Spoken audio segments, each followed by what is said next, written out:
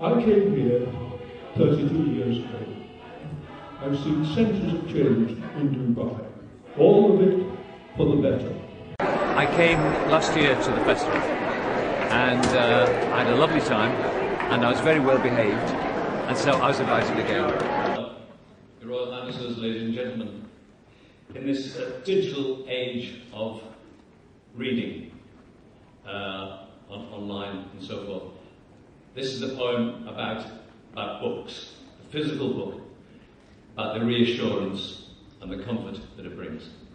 The poem's called Take Comfort. Take comfort from this. You have a book in your hand, not a loaded gun or a parking fine, or an invitation card to the wedding of the one you should have married but were too selfish. Always imagining there was someone better out there, but there wasn't, and you missed the boat. And now you're pushing 40. What are the chances of your finding that perfect, elusive partner? Highly unlikely. Like an empty glass on a barroom counter, loneliness beckons. Not an empty glass or a bottle smashed on a barroom counter. A photograph of the one you will always regret not marrying. Not a letter from the hospital, the results devastating. After the disaster, the dust and the screaming, a child's arm thrust out from the rubble. You have none of these in your hand. A dirty syringe or a deadly scorpion. A Molotov cocktail or an overdose. Not a loaded gun or a parking fine. You have a book in your hand. Take comfort from this.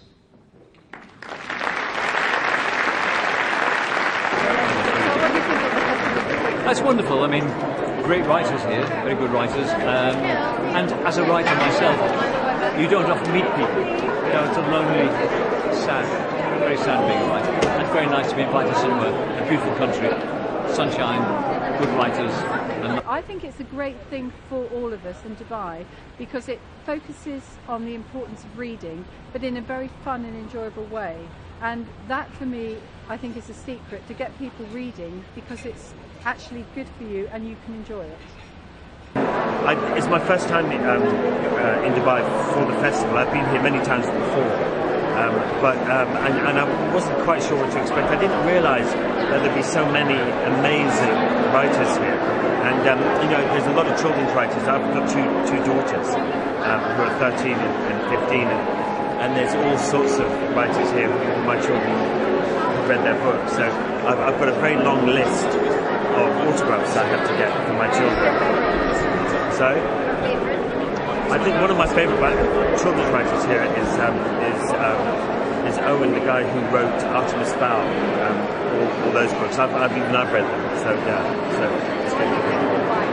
Dubai is fantastic. I've been coming here since 2002, and it's changed unbelievably in the last sort of 10 years or so. It's unbelievable. And it's great. I've even been out in the desert, riding motorcycles in the desert. I broke my collarbone here.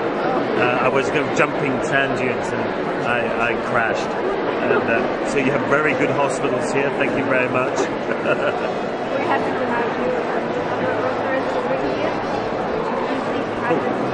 Oh, thank you very much. That's very kind. You guys made this.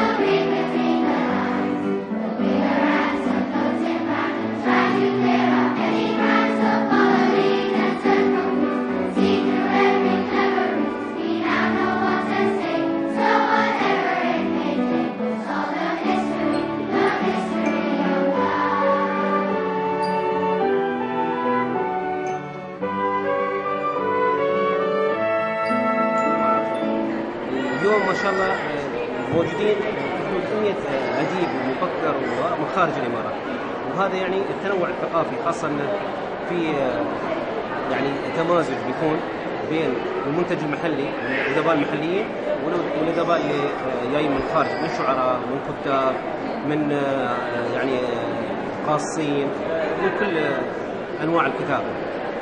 وهذا الحقيقة يعزز المفهوم الثقافي اللي تتميز بدولة الإمارات والكويت بالذات، خاصة أن تعرفين في تعددية ثقافية، في كثير من الثقافات، من اللغات، من الأجناس في دبي، وهذا الحقيقة يعني يعمل هذا التمازج والتفاعل بين الأدباء المحليين وبين اللي جايين من الخارج.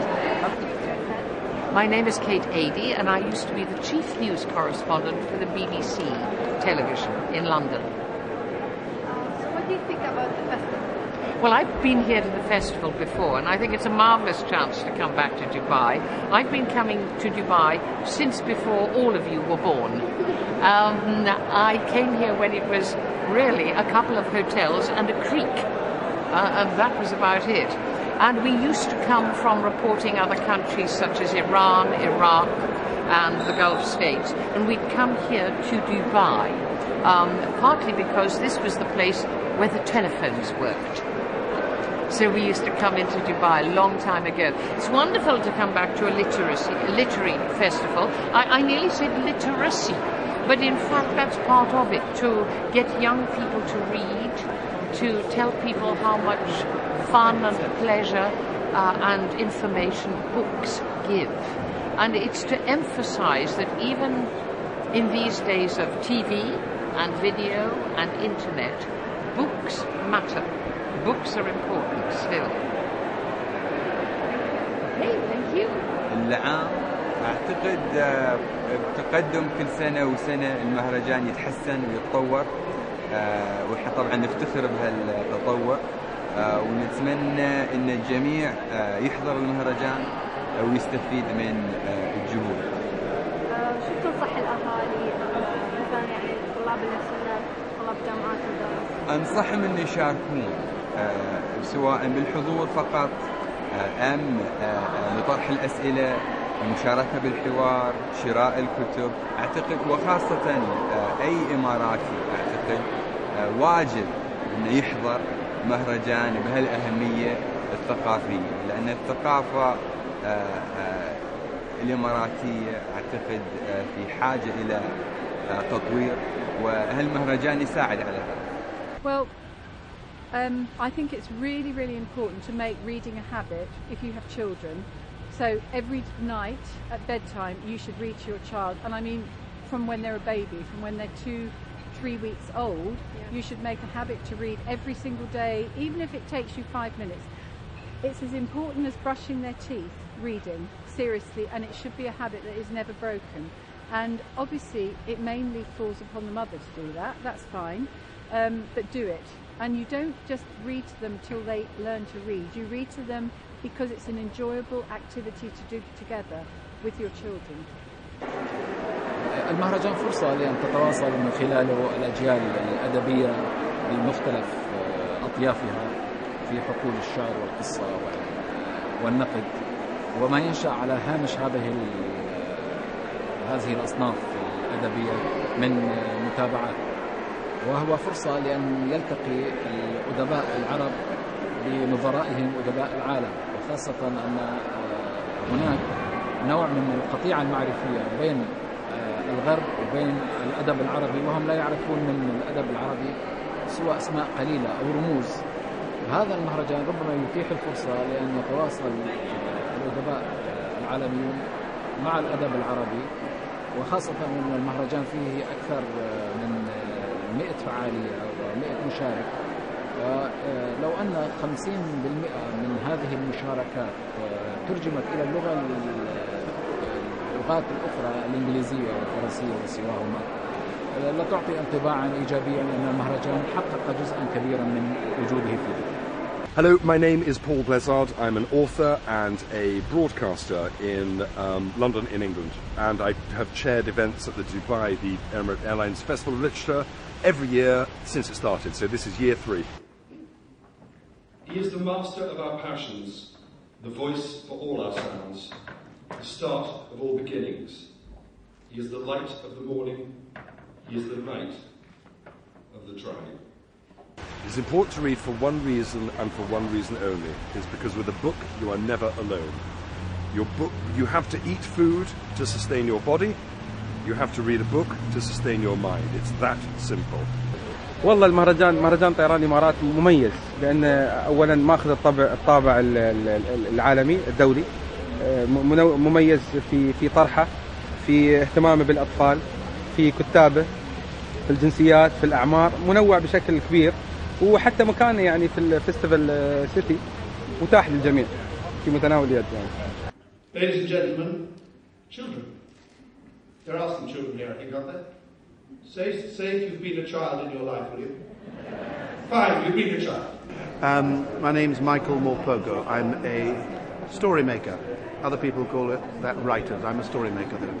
But for me, stories begin with truth. I'm not a person with a big imagination. I wish I was. I'm not a Tolkien. I have to begin with what I know to have been true, or is true. History comes into it a lot. And really what happened with Warhorse was this. My wife Claire and I moved down to the countryside 30 years ago to go farming. That's what I am, a farmer writer. And what happened was that I went one day up to the village and I met an old man who many years before, when he'd been 18, had gone to that terrible war, to the First World War, in which something like 10 million soldiers died from all over the world. It was a ghastly, ghastly war. They always said it was the war that ended all wars, but it didn't turn out like that, did it?